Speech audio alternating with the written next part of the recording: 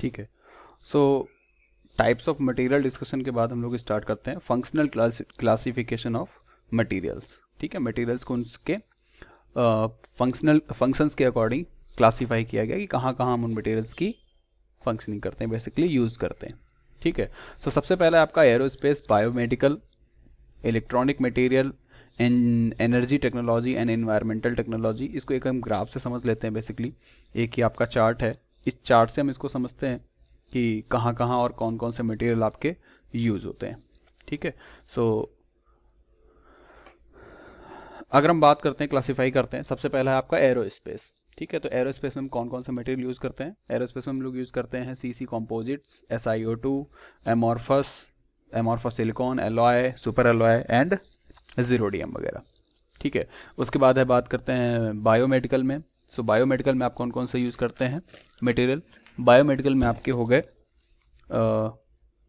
Hydroxy petite, titanium, इसके अलावा stainless steel, सेप geometry, पीजेटी।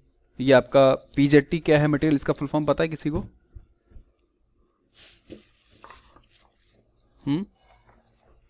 नहीं मालूम। देखो, इसका फुल फॉर्म है आपका, क्या है मटेरियल? PZT। पी मतलब लेड,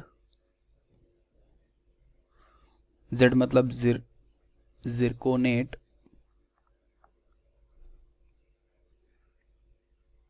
एंड टी मतलब टाइटेनेट।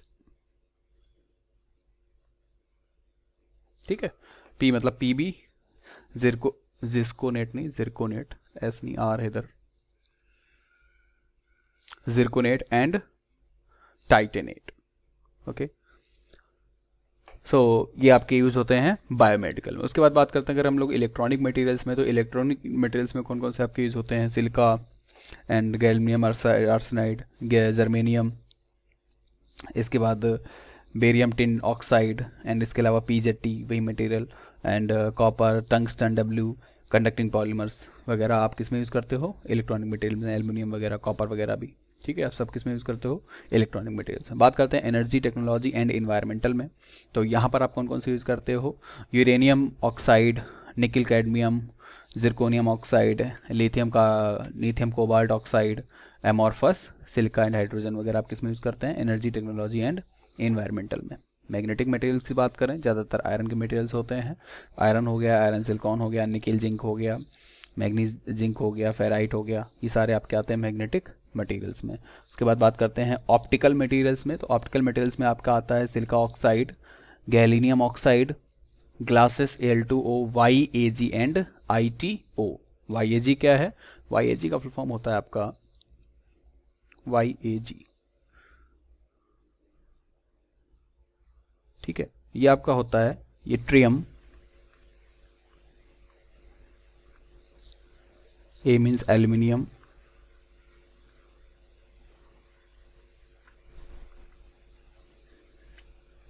एंड जी मतलब गार्नेट, ये फुल फॉर्म। दूसरा कौन सा था आपका? ITO। ITO क्या होता है? Indium tin oxide, indium tin oxide. अगर याद रहते हैं तो ये सारे मटेरियल्स आप याद करके रखना। ठीक है, ये आपके यूज होगा किसमें? ऑप्टिकल मटेरियल्स में, जिनके बेसिकली ऑप्टिकल इंस्ट्रूमेंट वगैरह, स्पेक्ट्स वगैरह सब इन मटेरियल्स के बनाते हैं। स्मार्ट मटेरियल की बात करें, PZT, nickel tin, shape, memory alloys, MR fluid and polymer gels. एक नया वर्ड है यहाँ पर, MR fluids. What are the MR fluids? Idea है किसी को क्या होते हैं MR फ्लूइड्स? MR फ्लूइड्स होते हैं आपके मैग्नेटो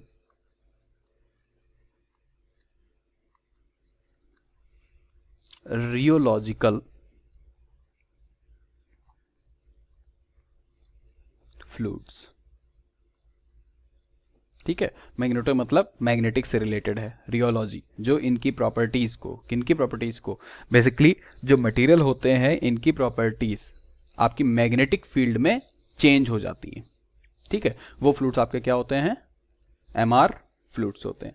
उसके बाद बात करते हैं स्ट्रक्चरल में। स्ट्रक्चर हम किसके किसके बनाते हैं, पता है आपको, ज़्यादातर स्टील्स के, एल्युमिनियम एलॉयज के या कंक्रीट के, फाइबर ग्लासेस के और प्लास्टिक एंड वुड्स वगैरह के हम लोग क्या प्रिपेयर करते हैं, स्ट्रक्चर प्रिपेयर करते हैं। ठीक है, तो ये आपके classification of material according to functionality था।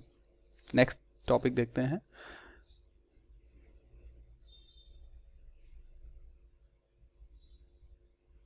Classification of material based on structure.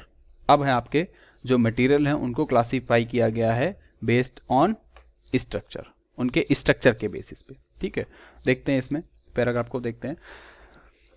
आपको पता है कि जो मटेरियल होते हैं वो स्ट्रक्चर के बेसिस पे भी आपस में एक दूसरे से डिफरेंशिएट होते हैं। कुछ के स्ट्रक्चर आपके क्रिस्टलाइन होते हैं, कुछ के स्ट्रक्चर आपके एमॉर्फस होते हैं। ठीक है, क्रिस्टलाइन स्ट्रक्चर का मतलब क्या होता है कि जो एटम होते हैं आपके मटेरियल के, वो मटेरियल के एटम प्रॉपर अरेंज होते हैं, उनमें एक पीरियोडिक अरेंजमेंट होता है। ठीक है, दूसरे आपके होमोजीनियस एमॉर्फस क्या होते हैं, एमॉर्फस में आपका किसी तरीके का प्रॉपर अरेंजमेंट मटेरियल में नहीं होता है। ठीक है, जैसे आप सिंपल सी चीज़ कहो कि एक आपके पास बॉक्स है, उस बॉक्स में तमाम सारी आपको बॉल भरनी है सेम साइज की, तो वो बॉल आपने अरेंज करके रो बाई रो, 1 बाई 1 करके आपने उसमें भर दी। सो इस तरीके से आपका जो पूरा एक क्यूब का पूरा एक आपका सिस्टम बेसिकली जनरेट हुआ, तो उसको बोलेंगे आप क्या चीज़, क्रिस्टलाइन। और एमॉर्फस किसको बोलते हैं कि आपने बॉल उठाई और रैंडमली उठा करके उस बॉक्स में भर दी। इस तरीके से जिन मटेरियल्स का स्ट्रक्चर होगा उन मटेरियल्स को आप बोलते हो एमॉर्फस, उस स्ट्रक्चर को बेसिकली बोलते हो आप एमॉर्फस स्ट्रक्चर। ठीक है, अब इनके जो शेप और साइज होते हैं ग्रेन्स के, बेसिकली अब ये छोटे छोटे से, हमने सबसे छोटी सेल होती है यूनिट सेल, जिसको लैटिस सेल वगैरह बोलते हैं। ये लैटिस सेल ही आपका इस किसी भी मटेरियल के स्ट्रक्चर को डिसाइड करती है कि उसका स्ट्रक्चर कैसा होगा। ठीक है, अगर इसके बाद आपका जो स्ट्रक्चर है उसको डिफरेंट कैटेगरी में कैटेगराइज किया गया है, उसके बारे में भी हम आगे बढ़ेंगे। FCC, BCC, SCC वगैरह के बारे में हम लोगों ने डिस्कस नहीं किया है, उसके बारे में हम लोग आगे डिस्कस करेंगे, इसमें आएगा। ठीक है, उसके बाद है environmental and other effect materials पे। तो मटेरियल्स पे इन्वायरमेंटल क्या फर्क पड़ता है, सबसे पहले तो टेम्परेचर का। Change in temperature dramatically alter the properties of the material. आपको पता है टेम्परेचर चेंज से आपके मटेरियल की प्रॉपर्टीज क्या हो जाती हैं, चेंज हो जाती हैं। उसके बाद बात करें, जैसे अगर हम बात करते हैं टेम्परेचर चेंज करते हैं किन में, पॉलीमर में, एल्युमिनियम में, सेरेमिक, निकल एंड फाइबर रेनफोर्स में। एक चार्ट दिया हुआ है, ग्राफ दिया हुआ है इनके बीच में, तो उसकी स्ट्रेंथ पे फर्क पड़ता है। क्या फर्क पड़ता है, अगर आप टेम्परेचर इंक्रीज करते हो पॉलीमर का, तो पॉलीमर का जो जो आपका स्ट्रेंथ होगा वो क्या करेगा, डिक्रीज करेगा विद द टेम्परेचर के साथ साथ में इसका स्ट्रेस क्या करेगा, स्ट्रेंथ क्या करेगा, जो मजबूती है उसकी मटेरियल की क्या हो जाएगी, डिक्रीज करेगी। ग्राफ बना करके देखते हैं इसको हम जरा एक बार। इधर साइड में आपका हॉरिजॉन्टल में है, ये लाइन है आपकी टेम्परेचर की, और इधर लाइन है आपकी स्ट्रेंथ की। ठीक है, बात करें अगर हम लोग क्या बोलते हैं पॉलीमर की, तो पॉलीमर की जो स्ट्रेंथ होती है मैक्सिमम होती है 0 टेम्परेचर पर। जैसे ही आप टेम्परेचर इंक्रीज करना स्टार्ट कर दोगे, इसकी स्ट्रेंथ क्या करती चली जाएगी, डिक्रीज करती चली जाएगी। ये क्या है, आपके पॉलीमर है, ये आपके हैं पॉलीमर। ठीक है, दूसरे अगर बात करें हम लोग स्ट्रेंथ में एल्यूमिनियम की, तो एल्यूमिनियम की जो स्ट्रेंथ होती है वो पॉलीमर से तो ज़्यादा होती है। ठीक है, लेकिन जैसे ही आप टेम्परेचर इंक्रीज करते हो, इनकी स्ट्रेंथ भी क्या करती है, रैंडमली डिक्रीज कर जाती है। ये आपका एल्यूमिनियम है।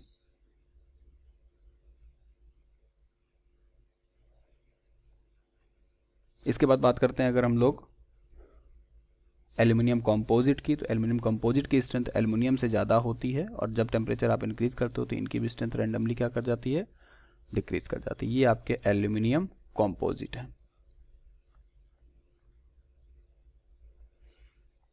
फिर आप देखते हो निकल की, निकल सुपर एलॉय की, या फिर सेरेमिक्स की। इसके बाद आते हैं सेरेमिक्स। तो सेरेमिक्स की जो स्ट्रेंथ होती है, आपको पता है टेम्परेचर सेरेमिक्स रेजिस्ट कर जाते हैं, और इनमें जो स्ट्रेंथ में चेंज आता है वो रैपिडली चेंज नहीं आता। जैसे इसमें आप देख रहे हो कि एकदम रैपिडली चेंज आ रहा है। रैपिडली चेंज का मतलब डिक्रीज कर रही है और एकदम से डिक्रीज कर गई। इसमें आपका रैपिडली चेंज नहीं आता है, ये सस्टेन कर जाते हैं काफ़ी टेम्परेचर तक, लेकिन हाँ डिक्रीज जरूर करती है इनकी स्ट्रेंथ। ये क्या होते हैं आपके सिरेमिक। इसके बाद लास्ट में बात करें अगर हम लोग इसकी कार्बन कार्बन कंपोजिट की, तो कार्बन कार्बन कंपोजिट जो होते हैं इनकी स्ट्रेंथ डिक्रीज तो करती है, लेकिन फिर अगर टेम्परेचर आप इंक्रीज करोगे और ज़्यादा तो इनकी स्ट्रेंथ क्या कर जाती है, इंक्रीज कर जाती है। ये हैं आपके कार्बन कार्बन कंपोजिट।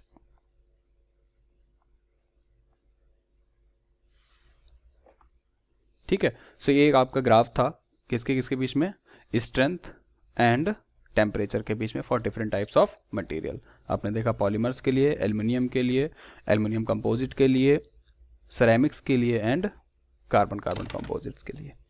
ठीक है, आगे देखते हैं। कोरोजन, कोरोजन भी आप एनवायरमेंटल चेंज की वजह से आपका कोरोजन होता है। एनवायरमेंटल चेंज मतलब अगर आपके एनवायरनमेंट में ह्यूमिडिटी ज़्यादा हो गई, मॉइस्चर कंटेंट अगर ज़्यादा हो गया, तो मॉइस्चर कंटेंट से आपके जो आयरनिक मटेरियल होते हैं वो क्या हो जाते हैं, उनमें रस्ट लगने के चांसेस ज़्यादा हो जाते हैं। कोरोजन जो होता है किसी भी मेटल का oxidation is known as the corrosion, मतलब oxidation of the material metals is known as corrosion. ठीक है, मेटल अपने ऑक्साइड्स में कन्वर्ट होने लगता है, ऑक्साइड में कन्वर्ट होने के बाद वो डिग्रेडेड होने लगता है। जबकि अगर आप पॉलीमर्स की बात करते हो, सिरेमिक्स की बात करते हो, ये भी आपके ऑक्सीडाइज होते हैं, लेकिन as compare to polymer, as compare to metal, जो आपके पॉलीमर और नॉन ऑक्साइड सिरेमिक्स होते हैं, इनकी लाइफ ज़्यादा होती है। फाइबर सीट वगैरह की और प्लास्टिक वगैरह की उसकी बात कर रहे हैं ये। ठीक है, corrosion purpose point of view से। तभी हम लोग एल्युमिनियम में कोरोजन जल्दी नहीं होता है, इसीलिए हम लोग क्या करते हैं, उसको इन्वायरमेंट खुले जगह पर भी एल्युमिनियम को यूज कर सकते हैं। जबकि आयरन्स को हम लोग खुली जगह पे यूज बहुत कम करते हैं, क्योंकि उसमें कोरोजन के चांसेस सबसे ज़्यादा होते हैं। कोरोजन का मतलब ये होता है मेटल अपने ऑक्साइड में कन्वर्ट हो जाता है। इसके बाद बात करते हैं फटीग की। फटीग क्या होता है, in many applications component must be design such as that load on the material may not be enough to cause permanent deformation. Fatigue deformation में क्या होता था, फटीग डिफॉर्मेशन में क्या होता था कि आपका जो लोडिंग होती थी वो बार बार लोडिंग होती थी। ठीक है, जैसे आपका मान लो कि ब्रिज है, ब्रिज में क्या होता है कि बार बार व्हीकल क्या होते हैं, आते जाते रहते हैं। तो उसमें क्या होता है, रनिंग कंडीशन में बार बार आपका लोड चेंज होता है। लोड चेंज होने से आपका क्या होता है वहाँ पर, फटीग। ठीक है, सो लोड बेयरिंग कैपेसिटी जो हो जाती है वो टाइम टू टाइम अलग अलग कंडीशंस पे डिक्रीज कर जाती है। ठीक है, ये होता है फटीग। फटीग के बाद आता है आपका स्ट्रेन रेट। स्ट्रेन रेट क्या होता है, एनवायरनमेंट के साथ साथ स्ट्रेन रेट भी आपका इंक्रीज करता चला जाता है। मतलब जो स्ट्रेन होती है वो मटेरियल में इंक्रीज करती चली जाती है, टेम्परेचर की वजह से, एनवायरनमेंट की वजह से, जिसकी वजह से फटीग की वजह से, स्ट्रेसेस की वजह से, जिसकी वजह से आपके मटेरियल में क्या होने लगता है, ब्रेकेज होने लगता है, फ्रैक्चर होने लगता है। ठीक है, तो ये आपका हो गया स्ट्रेन रेट।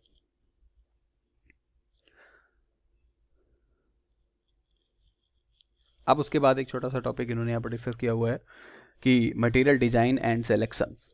ठीक है, मटेरियल डिजाइन एंड सिलेक्शन का मतलब ये हुआ कि कभी जो भी अगर हमें कोई कंपोनेंट बनाना है तो उस पर्टिकुलर कंपोनेंट के लिए, उस पर्टिकुलर प्रोडक्ट के लिए हम कौन सा मटेरियल उसके डिजाइन के लिए सेलेक्ट करेंगे। ठीक है, लाइक आपको मान लो वही कल वाली बात कि रिम बनाना था, हमको एलॉय व्हील बनाना था, तो एलॉय व्हील बनाने के लिए हमने सेलेक्ट किया कि कौन सा मटेरियल ज़्यादा सूटेबल रहेगा। उसकी सूटेबिलिटी में हमारे कुछ पैरामीटर्स थे, लाइक स्ट्रेंथ अच्छी होनी चाहिए, थर्मल कंडक्टिविटी अच्छी होनी चाहिए, लाइट इन वेट होना चाहिए, और उसमें जो डेंसिटी होनी चाहिए वो भी इनफ होनी चाहिए, डक्टाइल कैरेक्टर नहीं होना चाहिए उसमें, एंड इसके अलावा जो हार्डनेस है वो भी अच्छी हो। तो तमाम सारे पैरामीटर्स हो सकते हैं हमारे मटेरियल सिलेक्शन के टाइम पे। ठीक है जैसे इन्होंने बोला है strength to weight ratio of various metal. Strength to weight ratio देखते हैं, जैसे आप बात करते हो पॉलीइथाइलिन की, तो पॉलीइथाइलिन की स्ट्रेंथ बहुत ज़्यादा होती है, करीब 1000 के करीब होती है, जबकि डेंसिटी कितनी होती है उसकी 0.030। ठीक है, and strength to weight ratio क्या होता है 0.03 × 10⁶। स्ट्रेंथ टू वेट रेशियो जितना ज़्यादा होगा वो मटेरियल आपके लिए उतना ही ज़्यादा फायदेमंद होगा। ठीक है, कि आपका वेट में हल्का है लेकिन स्ट्रेंथ बहुत ज़्यादा प्रोवाइड कर रहा है। जैसे जो एपॉक्सीज होते हैं, एपॉक्सी कंपोजिट जो आजकल यूज करे जाते हैं, एपॉक्सी कंपोजिट में एक खासियत होती है कि वो होते तो हल्के हैं बट उसमें स्ट्रेंथ बहुत ज़्यादा होती है। ठीक है, तो इसमें कहीं डिस्कस किया होगा, जैसे देखो हाँ ये दे रखे हैं कि पॉलीइथाइलिन हुआ, प्योर एल्यूमिनियम हुआ, एल्यूमिना ऑक्साइड हुआ, एपॉक्सी हुआ, हीट ट्रीटेड एलॉय स्टील हुआ, ठीक है। जैसे जैसे आप नीचे जा रहे हो टेबल में, क्या देख रहे हो आप, जो आपका स्ट्रेंथ टू वेट रेशियो है ये इंक्रीज करता चला जा रहा है। इसका मतलब strength to weight ratio increase करने पर आपकी जो अगर स्ट्रेंथ टू वेट रेशियो अगर आपका इंक्रीज कर रहा है, इट मीन्स वो मटेरियल आपके लिए ज़्यादा यूजफुल है स्टैंड पॉइंट ऑफ व्यू से। ठीक है, तो फर्स्ट चैप्टर के बाद आपका आता है इसके बाद second atomic structure. Atomic structure में हम लोगों को क्या देखना है कि जो भी आपके मेटल मटेरियल वगैरह हैं इनके क्या क्या एटॉमिक स्ट्रक्चर्स होते हैं। ठीक है, एटॉमिक स्ट्रक्चर आपका होता है एटम्स, जो एटम होते हैं आपस में कनेक्ट होकर के जो भी स्ट्रक्चर बनाते हैं, और ये स्ट्रक्चर उस हर मटेरियल का जो स्ट्रक्चर होता है वो अपने आप में डिफरेंट डिफरेंट होता है। ठीक है, शेप एंड साइज वगैरह, उनका एटॉमिक साइज वगैरह, उनका एमयू नंबर वगैरह, मास नंबर वगैरह, उनकी वैलेंसी और उनका इलेक्ट्रॉनिक कॉन्फ़िगरेशन, उनकी इलेक्ट्रोमैग्नेटिक प्रॉपर्टी, इलेक्ट्रोकेमिकल प्रॉपर्टीज, ये हर मटेरियल की, हर मेटल की अपने आप में अलग अलग होती है। ठीक है, सो मटेरियल का जो स्ट्रक्चर है उसको हम लोग बेसिकली 5 डिफरेंट लेवल्स में डिवाइड करते हैं। फर्स्ट वन इज द, अगर हम इसके लेवल्स देखें तो 5 लेवल होते हैं। उसके बाद आपका स्टार्ट होता है, चैप्टर का नाम है एटॉमिक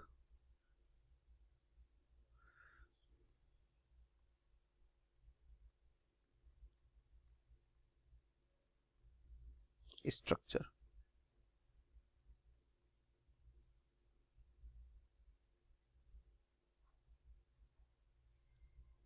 ठीक है, सो आपके 5 लेवल होते हैं, बेसिकली 5 लेवल्स होते हैं। There are 5 levels to examine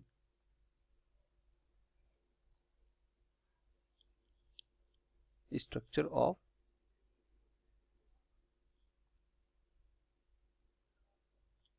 materials.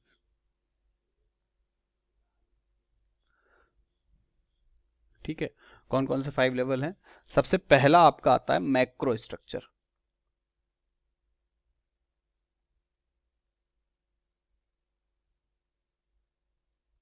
ये इंपॉर्टेंट है क्वेश्चन। सेकंड आता है आपका micro structure.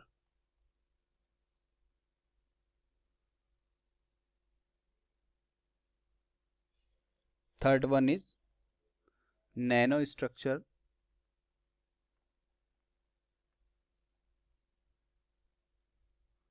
Fourth one is short and long range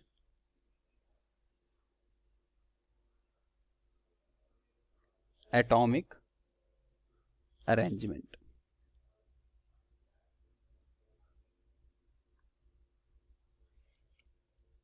and fifth one is last one, fifth one is atomic structure. ठीक है, तो जो स्ट्रक्चर फाइंड करने का मेथड होता है उसके बेसिकली 5 लेवल्स होते हैं। Micro structure, nano structure, macro structure, short and long range atomic arrangement, and इसके बाद होता है आपका एटॉमिक स्ट्रक्चर की बात करते हैं। ठीक है, मैक्रो और माइक्रो में क्या होता है? बेसिकली मैक्रो और माइक्रो में हम लोग देखते हैं कि आपका जो डेवलपमेंट है पार्टिकल का, उसमें एप्लीकेशन के तौर पे अगर आप देखा जाए तो कहाँ पर वो यूज़ हो रहे हैं। ठीक है, कि उनका साइज कैसा, शेप कैसा है, मैक्रो स्ट्रक्चर है या फिर माइक्रो स्ट्रक्चर है, ये सारी चीज़ें डिपेंड करती हैं उनके साइज पे। ठीक है, नैनो भी आपका उसी कैटेगरी का आता है। बेसिकली ये यूनिट हो गई एक तरीके की, कि क्या यूनिट हो सकती है उसकी। ठीक है, सो देखो इसमें क्या करते हैं कि micro and micro structure basically करते हैं engineer scientist concern with the development of practical applications of advanced material needs to understand the micro structure and the macro structure of various materials and the ways to controlling them. ठीक है, micro और micro को हम लोग define करते हैं basically कि micro structure is the structure of material at a length of 10 to 1000 nanometer. जो लेंथ स्केल होती है माइक्रो स्ट्रक्चर्स की, वो होती है आपकी 10 to 1000 नैनोमीटर। मतलब अगर आपका मटेरियल का जो एटम है, उस एटम का साइज अगर 10 माइक्रोन्यूटन से 10 नैनोमीटर से अगर आपका 1000 नैनोमीटर हुआ, इस स्केल के बीच में हुआ, तो वो आपका माइक्रो स्ट्रक्चर बेसिस पे आपका क्लासिफाई होगा। ठीक है।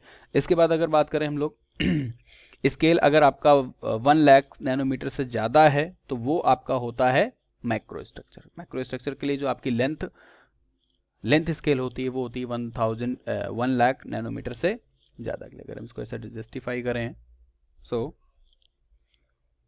जो लेंथ स्केल होनी चाहिए स्ट्रक्चर की, अगर ये लेंथ स्केल है 10 to 1000 नैनोमीटर के बीच में, तो आपका वो माइक्रो स्ट्रक्चर में डिफाइन होगा। अगर माइक्रो स्ट्रक्चर की बात करें तो जो लेंथ होती है, length scale should be greater than 1 lakh nanometer. ठीक है। इसके बाद feature the constituting micro structure including porosity, surface coating and such as feature as internal और एक्सटर्नल माइक्रो क्रैक्स। में जो हम लोग देखते हैं, जो भी मटेरियल में आपके इंटरनल या फिर एक्सटर्नल क्रैक्स होते हैं वो आपके माइक्रो स्ट्रक्चर के थ्रू ही जस्टिफाई किए जाते हैं। ठीक है। इसके बाद आता है it is also important to understand atomic structure. Atomic structure से क्या करते हैं? एटॉमिक स्ट्रक्चर से हम लोग देखते हैं कि जो मटेरियल है उसके बीच में बॉन्ड्स कौन से बन रहे हैं, उससे हम उसके बॉन्ड्स को जस्टिफाई करते हैं। बॉन्ड आपके डिफरेंट टाइप के बॉन्ड्स होते हैं, एटॉमिक बॉन्ड होते हैं, बेसिकली कोवेलेंट बॉन्ड होते हैं, आयनिक बॉन्ड होते हैं। ठीक है। ये आपके डिफरेंट केमिकल बॉन्ड हैं जिससे आपके मटेरियल आपस में फिक्स है। मटेरियल के जो एटम्स हैं, छोटे छोटे जो लैटिस होते हैं, पार्टिकल्स होते हैं, वो आपस में एक दूसरे के साथ कनेक्टेड रहते हैं। ठीक है। अब मैंने आपको बताया कि जो मटेरियल होता है स्ट्रक्चर पॉइंट ऑफ व्यू से देखा जाए तो वो तो 2 टाइप्स का होता है। एक होता है आपका amorphous and second one is the crystalline. ठीक है। एमॉर्फस का क्या मतलब होता है? एमॉर्फस का मतलब है आपका, अगर हम डायग्राम से समझे थोड़ा सा, तो एमॉर्फस में आपका ये अगर मान लो एमॉर्फस है एंड क्रिस्टलाइन,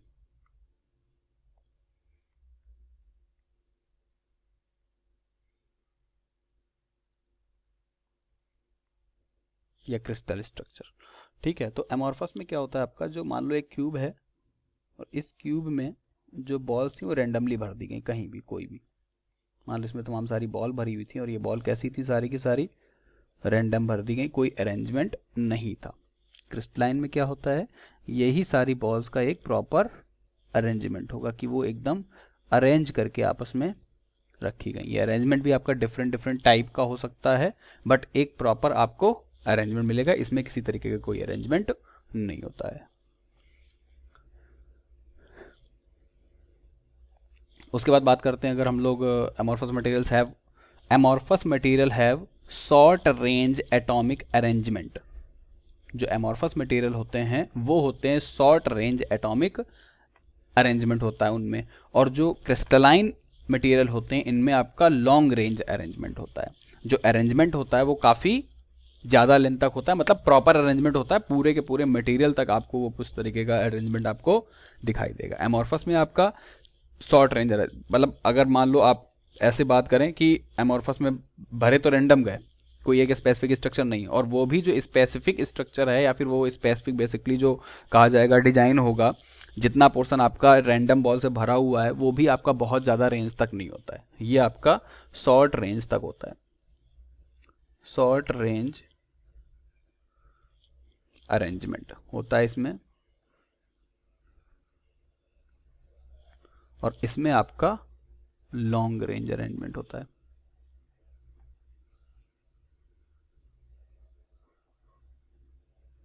लॉन्ग रेंज का मतलब यह है कि बॉडी में कहीं भी चले जाओगे आपका जो स्ट्रक्चर है ये बिल्कुल सेम मिलता चला जाएगा, जैसा आपका यहाँ रीजन में था लैटिस में, वैसा ही आपको ये आगे भी मिलेगा। इसका मतलब है कि आप और आगे चलते चले जाओगे तो हो सकता है और छोटे छोटे से इस तरीके से और डिफरेंट टाइप से ये आपस में एक दूसरे से कोइंसाइड होने लगे। इसका मतलब आपका शॉर्ट रेंज अरेंजमेंट।